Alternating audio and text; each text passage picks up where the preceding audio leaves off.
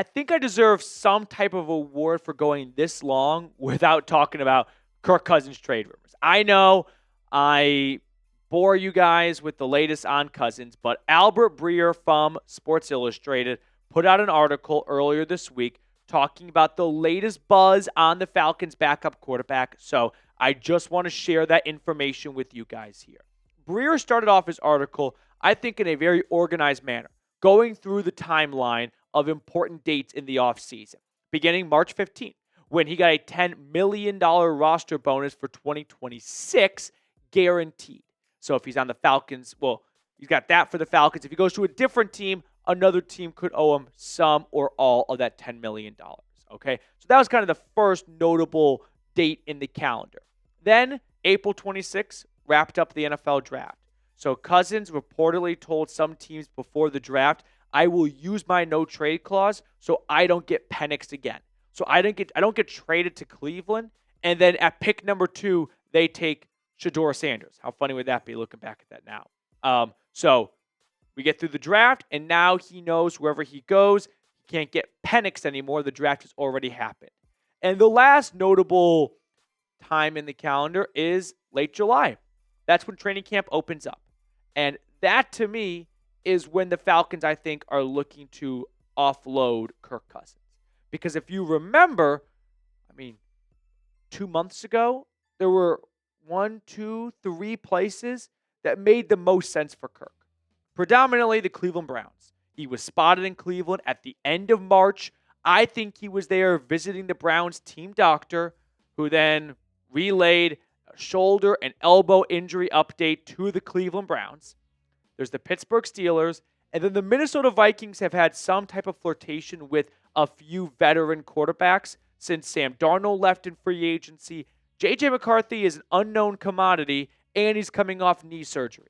So I can understand why they are at least poking around a few veteran quarterbacks.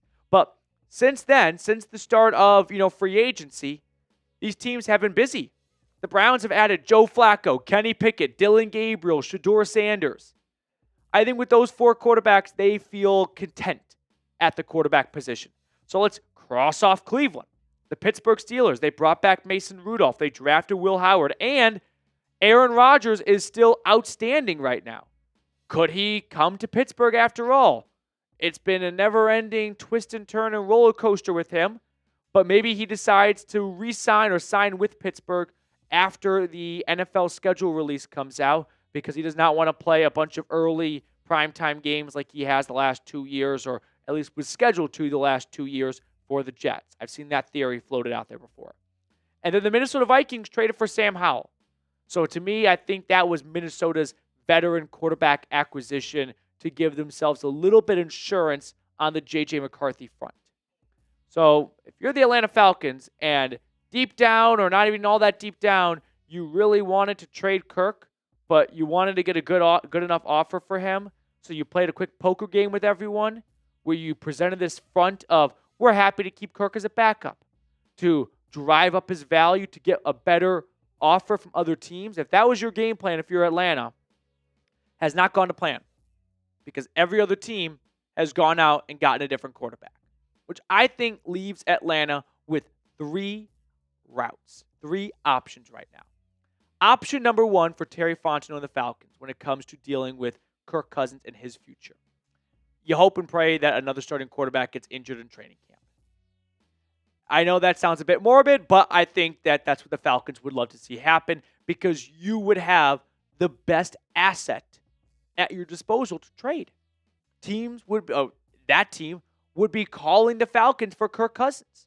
Now, how realistic, how common, how likely is this? Not that common. So I went from 2021 to present, and I looked at guys who were in line to start or were competing to start for week 1 and got injured. Justin Herbert injured his foot in training camp last year. He ended up starting week 1 still. So if this would have happened, if Herbert got injured this upcoming preseason and training camp, I don't think that the Chargers would be so panicked to go out and trade for Kirk Cousins. J.J. McCarthy missed the entire year, but it's a case-by-case situation here. I'm not even confident that JJ was going to be their week 1 starter, even if he was healthy.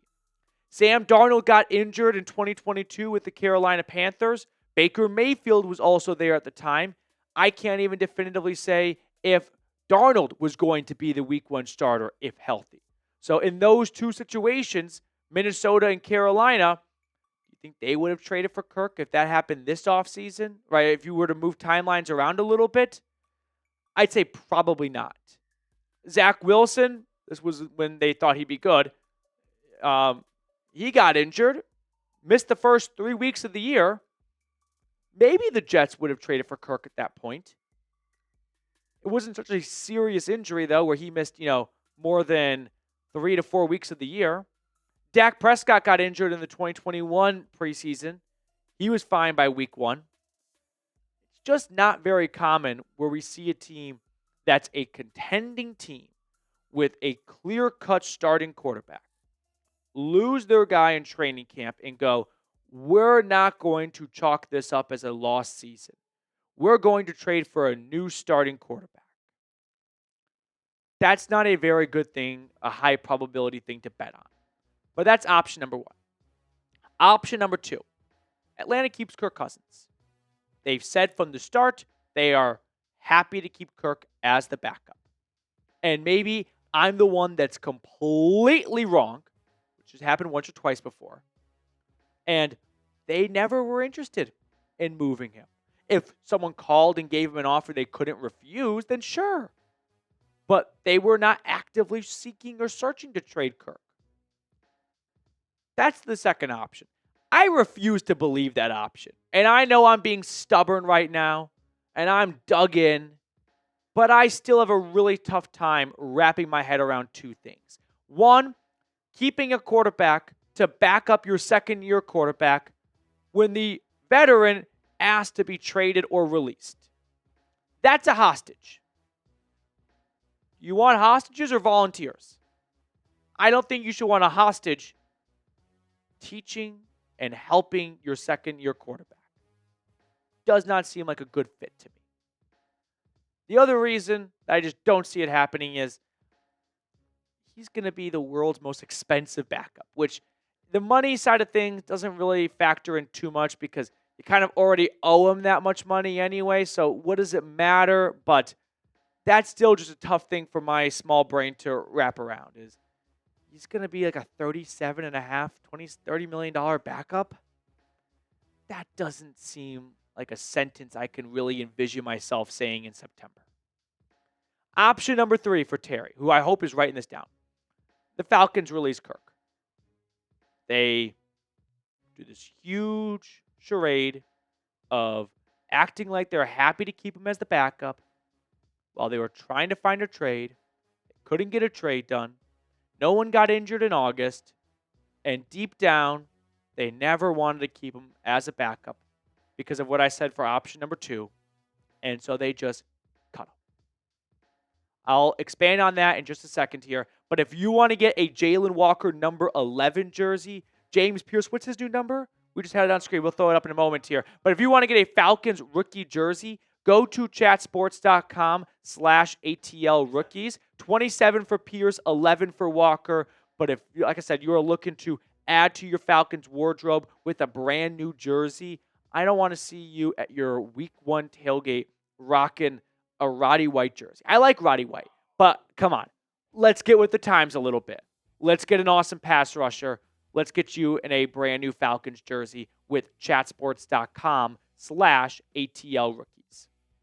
So when it comes to releasing Kirk, from a financial standpoint, it is not in your best interest. Like, you take on a $50 million dead cap hit, $25 million for 2026, and there's no cap savings to be had. So don't add financial relief to the pros column for releasing Kirk Cousins. That is not a pro, right? You've already got your cap situation done with, so it's not like if you release Kirk, $50 million, like you get $50 million further into the red or something like that. No, you just don't have that ability to spend it on other players just because he's off your roster. I just keep circling back to the same point I've had all offseason. And this is a pure opinion-based thinking and it's not rooted in stats or numbers, which is usually what sports arguments are rooted in, from a human side, I think it's a bad idea to have Kirk Cousins on this roster backing up Michael Penix. I don't know Kirk on a personal level, and I love to be wrong about this. I don't think Kirk Cousins is going to show up to work every single day excited to be the backup quarterback. I would like the backup quarterback to be exactly that. Excited to be a backup and to teach Michael Penix everything they know, to help Penix get ready every single Sunday. I think that's not the case with Cousins. So, for that reason, I'm out. Will Kirk Cousins be a Falcon week 1? How many times have we asked this, you think? I'm going to continue to believe no, but it's been a roller coaster of an offseason. All right, are we ready to spin the wheel? We picked a couple of commenters out from the chat during our live show, which we're filming this during our live show. Airs every Thursday afternoon. All right, Reed, here we go. Big special shout out going to, my burner, Matthew Petey fan. Thank you so much for your support. 2 claps for you, buddy. 1, 2. All right, we're going to sign off and see everyone later.